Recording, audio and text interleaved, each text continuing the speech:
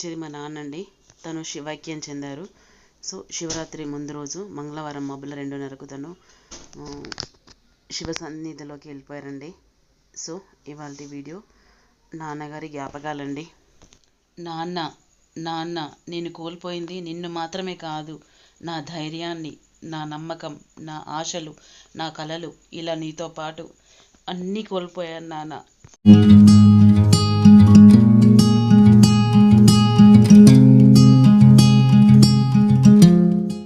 Hello అండి, welcome back to all. అందరూ ఎలా ఉన్నారండి? నేను చాలా బాగున్నాను, మీరు కూడా బాగున్నాలని కోరుకుంటున్నాను. ఇందాక కనిపించింది మా నాన్నగారు అండి. తను మా అమ్మ. నాన్న పేరు గుంటక పరందాం, అమ్మ గుంటక నీలియ.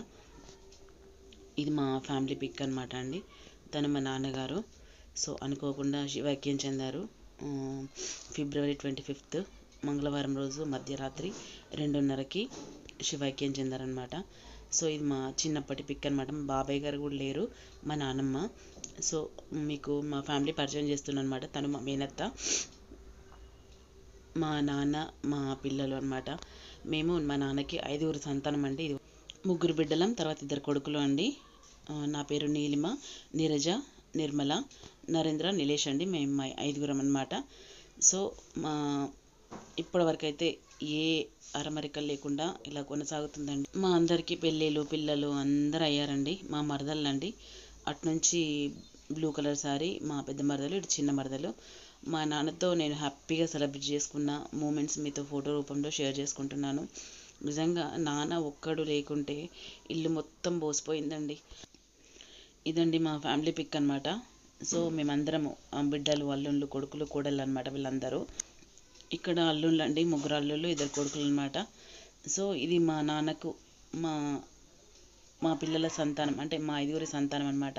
ఎందుకంటే మా నాన్న లాస్ట్ మా తమ్ముడు అయ్యప్ప పూజ చేసుకొని చూసిండ్రా, అప్పుడు చాలా ఘనంగా సెలబ్రేట్ చేశారండి అయ్యప్ప పూజ. సో ఆ రోజు మేము దిగిన పిక్స్ అనమాట ఇవన్నీ. సో ఎప్పుడైనా కానీ మా నాన్నతో నేనే అంటానండి, ఫోటోలు దిగుదామని. ఆ రోజు కూడా హాస్పిటల్లో నాన్న సెల్ఫీ దిగుదాంలే అంటే లేచాడండి. లేచి అలా ఫోటో దిగాడు.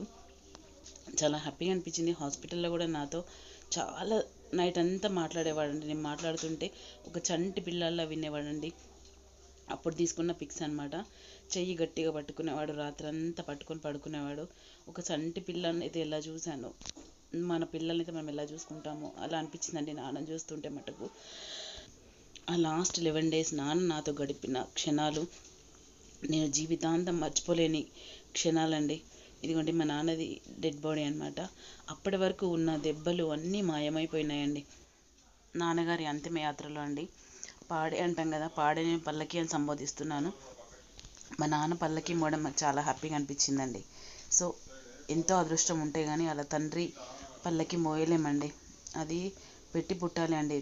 తండ్రికి నేను మా నాన్న తన కడుపున పుట్టినందుకు తన రుణం తీర్చుకున్నాను అని, తీర్చుకోలేని రుణము. కాకపోతే ఇది ఇలా మోసినందుకు మా నాన్న చాలా హ్యాపీగా ఉంటాడని నా ఆలోచన అండి. నిజంగా నాకు చాలా ఏడుపు వచ్చేసింది, ఏడుపు వస్తుంది కూడా ఇప్పటికి కూడా ఈ వీడియో చేస్తుంటే కూడా.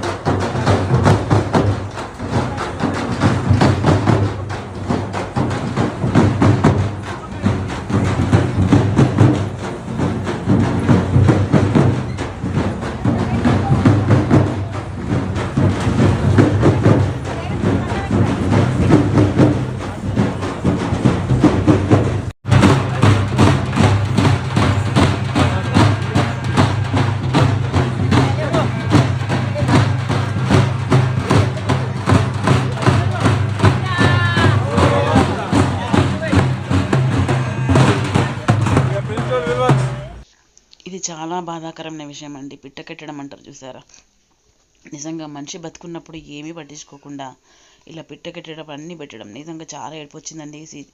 ఈ సీన్ సిచ్యువేషన్ చూస్తే మటుకు చాలా ఎంత అంటే అంత బాధేసిందండి.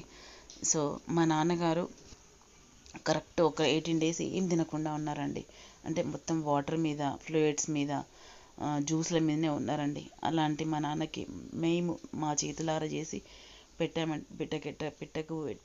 ఐటమ్స్ అన్నీ పెట్టామండి. పెట్టినాక కరెక్ట్ ఒక 10 to 15 minutesలో ఒక పిట్ట వచ్చి ముట్టిందండి. దాని తర్వాత చాలా పిట్టలే వచ్చాయి. సో మా నాన్న కూడా ఆత్మ సంతృప్తి చెందిందనే భావిస్తున్నామండి. ఎందుకంటే పిట్ట ముట్టడం అనేది మన హిందూ సాంప్రదాయంలో చాలా ముఖ్యమైన ఘట్టం అండి. సో కొంతమంది ముట్టదు అంటారు, కొంతమంది ఏమో కుక్కలు ముడతాయి అంటారు, కొంతమంది ఏమో కోతులు ఎత్తుకపోతాయి అంటారు. సో ఇలా పిట్ట ముట్టడం చాలా హ్యాపీగానే అనిపించింది. కాకపోతే చాలా బాధేసిందండి. మనము బతికున్నప్పుడు తను ఎవరికైనా కానీ, మా నాన్నకని చెప్పట్లేదు, ఎవరికైనా కానీ బతికున్నప్పుడు వాళ్ళకి ఏం కావాలో వాళ్ళకి అన్నీ అందించి ఇలా చివరి క్షణంలోకి వచ్చేసరికి వాళ్ళకి ఏమి పెట్టకుండా వాళ్ళని అలా ఆకలికి అలమటించే వాళ్ళు చాలామంది ఉన్నారండి. అలాంటి వాళ్ళ కోసమే చెప్తున్నాను నేను. సో ఎవరైనా ఉన్నన్ని రోజులు వాళ్ళని మంచిగా చూసుకొని హ్యాపీగా సాగనంపాలని నా ఆలోచన అండి. మా నాన్న చూసిన తర్వాత తనతో 11 days గడిపిన తర్వాత నాకు అసలు లైఫ్ అంటే ఏంటి అనేది ఒకటి తెలిసి వచ్చిందండి. సో అందుకుగాను చాలా బాధ ఉందండి నాకైతే. నిజంగా అనిపించిందండి, మనిషి ఎంత సంపాదించినా కానీ ఒక 6 అడుగుల జాగా మనము ఆల్రెడీ రిజిస్ట్రేషన్ చేసుకునే వస్తామండి. మనకంటూ జాగ లేదు, ఇల్లు లేదు అని బాధపడుతుంటాం చూసారా. మనిషి ఎప్పుడైతే పుడతాడో అప్పుడు ఒక 6 అడుగుల జాగా మట్టుకు ఖచ్చితంగా రిజిస్ట్రేషన్ చేసుకునే వస్తాడండి. అది ఇలా మా నాన్న అంటాడనమాట, అక్కడ జాగ కొనాలి, అక్కడ ఇల్లు కొనాలి, ఇక్కడ ఇల్లు కొనాలి అంటాడనమాట. సో నాకు ఇది కూడా ఒక చిన్న బిట్లాగా గుర్తుకొచ్చిందనమాట. అక్కడ శ్మశానంలోకి వచ్చేసరికి చివరికి పోయేటప్పుడు తీసుకెళ్ళింది ఏంటి అంటే ఏమీ లేదండి, ఉత్తి చేతులతో రావడం, ఉత్తి చేతులతో పోవడం అండి. మధ్యలో నడమ జీవితం అంతా నాటకం అండి. ఇదేంటంటే నాన్న ఫోటో తమ్ముడు చేయించుకొచ్చాడు పెద్దది. సో దాన్ని మా పిల్లలందరూ మేము ఓపెన్ చేస్తామంటే ఇలా ఒక చిన్న వీడియో పెట్టి తీసా అనమాట. సో ఇదండి ఇవాళ వీడియో. నిజంగా నాన్న లేడు అని అని ఆ ఊహే పెద్ద భయం వేసేటట్టు ఉందండి. ఎందుకంటే అమ్మ అని ఎవరినైనా పిలవచ్చండి, కానీ నాన్న అని పిలిచేది ఒక మన నాన్ననేనండి. మన పుట్టింటికి ఒక సతగా వెళ్ళేది అమ్మ నాన్న ఉన్నప్పుడేనండి, గల్లు ఎగిరేసుకొని వెళ్ళేది. ఆ ఇద్దరు లేకపోయేసరికి ఆ ఇంటికి వెళ్ళడం కూడా కొంత కొత్తే అనిపిస్తుందండి. నిజంగా మొత్తానికైతే వాళ్ళు లేరు అనే మాట వింటే మట్టుకు మనకు పుట్టిల్లు దూరమైనట్టే అనిపిస్తుందండి. అమ్మ నాన్న ఉన్న ఇల్లు వేరే అండి, అది మన సొంతం, మన స్వర్గం అనిపిస్తుందండి. మనకంటూ అక్కడ వెయిట్ చేసే వాళ్ళు ఉంటారు కాబట్టి అదో హ్యాపీనెస్ ఇస్తుంది. మనకంటూ ఎవరు లేని ఇంటికి, తమ్ముళ్ళ దగ్గరికి, మరదల దగ్గరికి వెళ్ళాలి అంటే ఏదైనా అకేషన్ ఉంటే తప్ప మనం అలా వెళ్ళలేమండి. అదే అమ్మ నాన్న దగ్గరికి అయితే అనుకోండి, ఇంట్లో గొడవ పెట్టుకునైనా కానీ నేను మా ఇంటికి వెళ్తా అని చెప్పే అంత హక్కు ఉంటుంది. కానీ ఇప్పుడు హక్కును కోల్పోయిన ఫీలింగ్ వస్తుందండి నాకు. చాలా బాధాకరమైన విషయం అండి మా అమ్మ నాన్న లేకపోవడం మటుకు. నిజంగా ఇది జీర్ణించుకోలేకపోతున్నా ఇప్పటికి కూడా. అంటే ఏదైనా చిన్న కష్టం వచ్చినా నాన్న అమ్మ చెప్పుకుంటే ఆ సగం వాళ్ళకి చెప్తేనే సగం కష్టం తీరిపోతుందండి. అలాంటిది ఇప్పుడు చెప్పుకుందాము అంటే ఎవ్వరు లేకపోయేసరికి ఇంకా చాలా బాధేస్తుందండి. పెద్ద పెద్ద ఏజులు కావండి మా అమ్మ నాన్నవి. అమ్మ చనిపోయింది 54లో, నాన్న చనిపోయింది 74లో. నాకు అనిపిస్తుంది మేము ఏ జన్మలో ఎంత పెద్ద పాపం చేసుకున్నామో అండి, ఇలా ఇంత తొందర అమ్మ నాన్న దూరం చేసుకున్నాము. ఈ నాన్న పట్టుకున్న చెయ్యి మాత్రం నిజంగా నన్ను జీవితాంతం వదలకు నాన్న అని నేను నీ చెయ్యి వదలను బిడ్డ అన్నట్టు అనిపించిందండి. ఇదిగోండి నాన్న లాస్ట్ ఒక 2 months బిఫోర్ చనిపోతుండగా నాకు బోరు కొడుతుంది అంటే అలా కారులో ఎక్కించుకొని తిప్పానండి ఊరంతా. ఇలాంటి ఎన్నో తీపి జ్ఞాపకాలండి నాన్నతోని. నిజంగా నాన్నను మర్చిపోవడం అంత సాధ్యమైన పని కాదండి ఇంత తొందరలో.